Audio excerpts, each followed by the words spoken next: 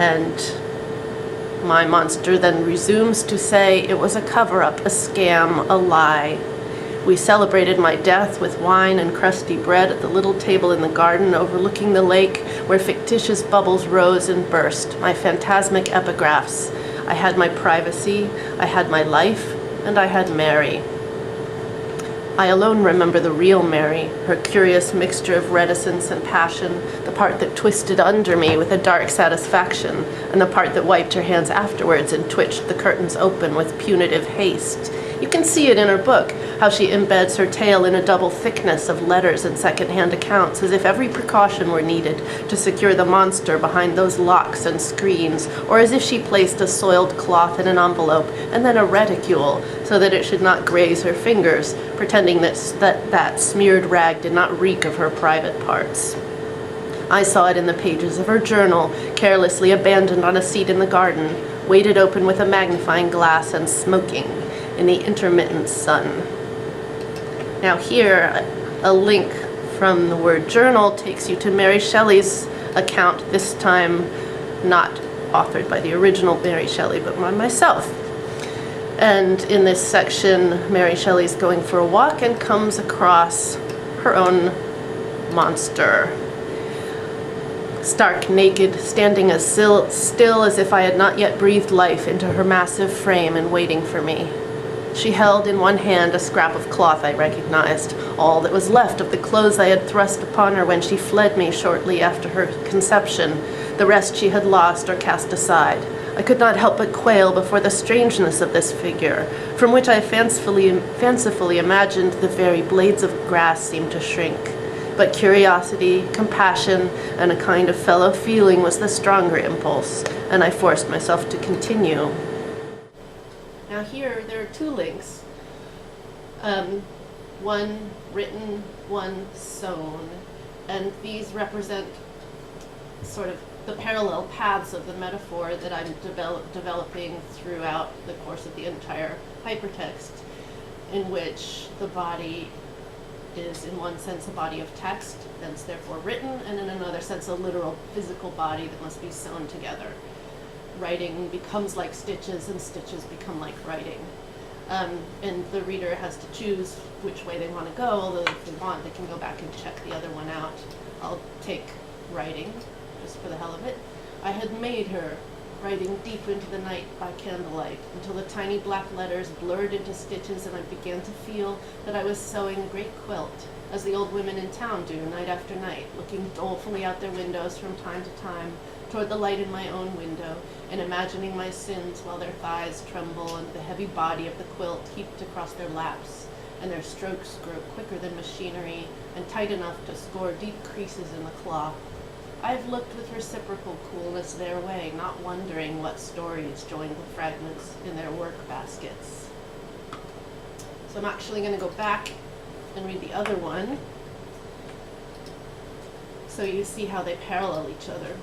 I had sewn her, stitching deep into the night by candlelight, until the tiny black stitches wavered into script, and I began to feel that I was writing, that this creature I was assembling was a brash attempt to achieve, by artificial means, the unity of a life form, a unity perhaps more rightfully given, not made, continuous, not interrupted, and subject to divine truth, not the will to expression of its prideful author. Authoress, I amend, smiling. I approached her slowly over the small stone bridge. She trembled slightly, and her left leg jerked as if it would flee alone if need be, but she held her ground. She was stark naked. I noticed, what I could not have seen in the dim light of my laboratory, that the various sectors of her skin were different hues and textures, no match perfect. Here a coarser texture confused the ruddy hue of blood near under the skin. There smooth skin betrayed a jaundiced undertone. There a dense coat of fine hairs palely caught the light. Warm brown neighbored blue-veined ivory. I thought of the tree that stands by the house. I've often noticed that a length of cloth, however richly dyed, cannot match the beauty or sustain the interest of autumn foliage.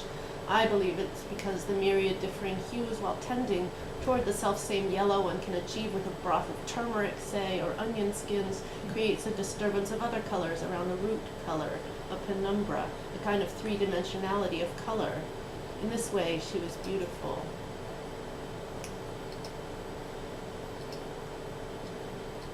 I'm clicking on through this section, which is quite linear, to get to the section that I'm not going to read, but I'm going to show you where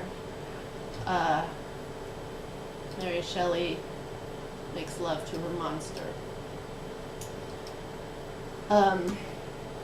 And then I'm going to actually jump back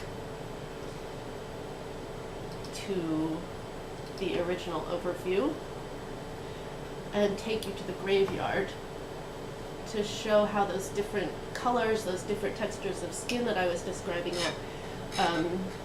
that represent the parts of different bodies of which she was composed, each acquire their own story in my hypertext.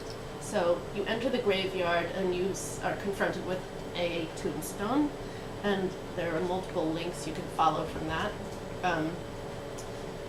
One thing that I discovered just now is that one of my original intentions here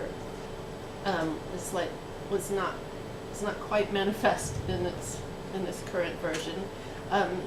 If you click on, say, the right arm, you get the option to read about the right arm, but you also get a right arm view, or in theory you do. It turns out you get a black bar. But my original idea was, and you can see it if you click on the head, that in addition to reading the text, you get a visual image of the body part named, and then can actually move them around to reassemble a body visually, as well as in a virtual sense by you reassemble a body by reading about all the different body parts. So that's an unrealized authorial intention. But here I'm going to actually just read some of the texts that are associated with the head. My skull is like an ancient vase, scratched from the dust with toothpicks and paintbrushes and reassembled on a desk.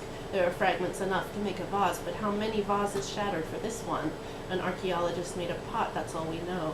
Sometimes when it's quiet, I hear in my ears the roaring of a crowd.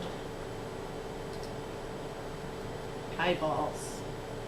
My eyeballs are wondrously firm and spherical, my vision clear and sharp, my gaze calmly speculative. I can peruse with equal clarity the finest of print and the faint script of smoke from a distant chimney. I owe this to Tituba, who loved to read. Born crippled, what else could she do?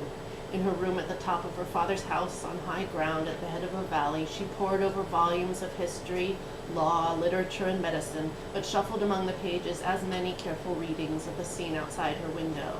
She knew who visited whom and surmised why, and waited while other carriages, horses, and foot travel printed other plot lines in the thick mud for her expectations to find fulfillment in the figure of a priest, and none too soon, because the dresses hung on the line outside the blue cottage were ever more capacious, and at the foot of the valley where the road forked she thought she saw the lead horse, a chestnut mare, of the doctor's team emerging from the mist.